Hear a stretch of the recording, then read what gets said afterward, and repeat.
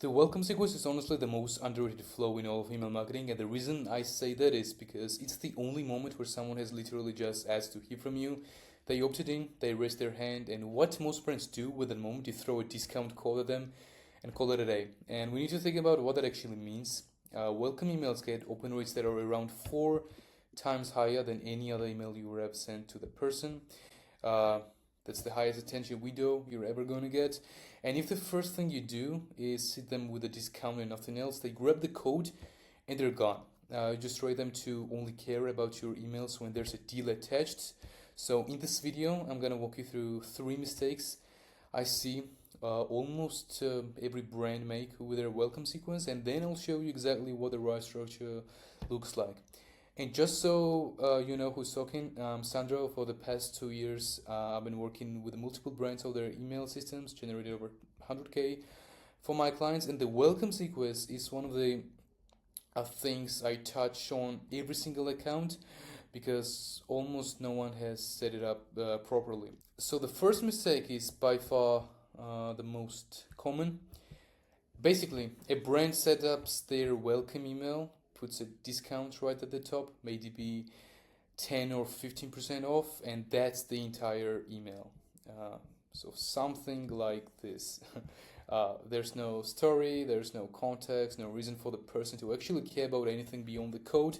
The problem with that is that a discount on its own doesn't build loyalty. We can say that it builds a transaction, and the person gets what they came for, and then they have zero emotional connection to the brand.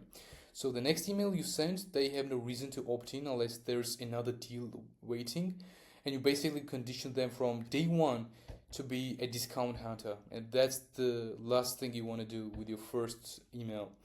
Now, don't get me wrong. Of course, the discount can absolutely even must be included in the first email of the sequence, but it has to be wrapped around something else. For example, the story behind why the brand exists, what problems you actually solve, why the founder built it in the first place. That's what you should include with the discount code as well. The second mistake is about the sequence itself. I see brands that have multiple welcome emails set up, which is a good start, but the order is completely wrong. So how it works is that they will send a testimonial on email 2 before the person even understands what the brand does, or they go straight into a hard sell on day 2 before any real trust has been built. And when thinking about this, we should put our in the subscriber's shoes, right? So they just signed up. They barely know who you are, and if you show them a 5-star review on day 2, it doesn't really land because they have no frame of reference. And if you push them to buy with urgency language that early, it just feels aggressive, and they tune out. The order has to follow the way trust actually builds. So you introduce yourself first, you teach them something, then you validate it with the proof, and then you make the offer. Each email earns the right to say the next thing, and the moment you skip a step, you simply lose people. The third one is timing. Basically, what I've noticed really often is that most brands paste their welcome emails way too far apart. They send email 1 on day 1 and then email 2 4 or 5 days later, if it makes sense. And by that point, subscriber has completely forgotten why they even signed up, and the momentum is gone. The key is that the welcome sequence has to move quickly because the interest is at its highest point right now. So when someone just opted in, they're curious, they're paying attention, they're actually thinking about your brand, and the window doesn't stay open very long. So we gotta leverage as much as we can. Because the longer you wait between the emails, the more that curiosity fades, and the harder it becomes to get them back. So now what I'm gonna do is I'll show you what the right structure looks like, and we got 5 emails here. Usually when I'm working on welcome sequences, I try to make welcome sequences like 5 to 7 emails long, which I think is the perfect spot. But in this example, we have 5 emails. Each one has one specific job, and together they take someone from a completely cold subscriber to a warm buyer who actually cares about what you sell, who you are, and what's the story behind the brand. Okay, so first email. Um, of course, these are not real emails. I made templates based on 100 plus emails I've started for 7, 8 figure brands. Okay, so what we have in the first email. So as you know, this one goes out the second they sign up. The discount is there, but it's not the whole email. The story is right next to it. So why the brand exists, we have to have some section about this. What problem we solve for our subscribers, and who is behind it. Why they built this brand in the first place. What does this and why is it strong is that we give the subscribers two things at once. They get a reason to actually care about who they're buying from. So discount is what gets them in, and the story is what gets them to buy.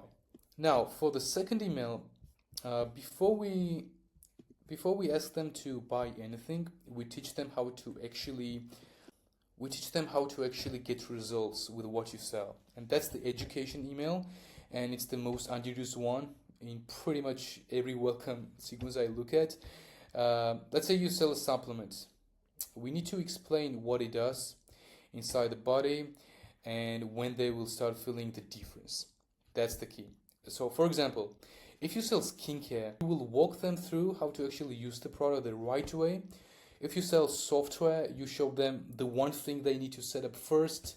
So you get the point. We're trying to educate them on day 2, like right away after they join our world. And what this kind of emails do is that they shift how they see you, which is huge. So you're not someone trying to sell them something anymore, but we position ourselves differently. We position ourselves as someone who's genuinely trying to help them get a result, and that changes how everything that comes after. All right, so yeah, this is maybe like how the template looks like. Now we got third email here. They know who you are, and they have had 2 emails that gave them real value. This is when you bring in the social proof, and this is not generic 5-star review that says something like, "Oh, great product, I'll buy again." No, we want testimonials that speak to the exact thing this person is probably hesitating about. That's the most important part. So someone who had the same doubts they have right now gave it a shot and got the results they were hoping for. The reason this works really well at this point in the sequence is because the trust is already building. So basically they know who you are, they understand the product, they know the story behind the brand, and now they're seeing real people validate the decision, and that combination is really powerful. So it's really non-negotiable to have an email like this in the welcome sequence. Now, we got 4th email here. This is where you actually make the offer, but this is where we are in the sequence. By now, they have been introduced to the brand, they understand the product, they have seen proof from real customers in the 3rd email, and the offer at this point does not feel like a pitch anymore, but it feels like the obvious next step they gotta make.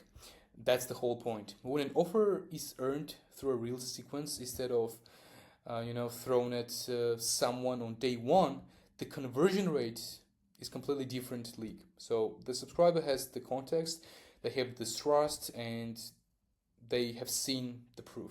The offer just makes sense to them now. And we got the last email.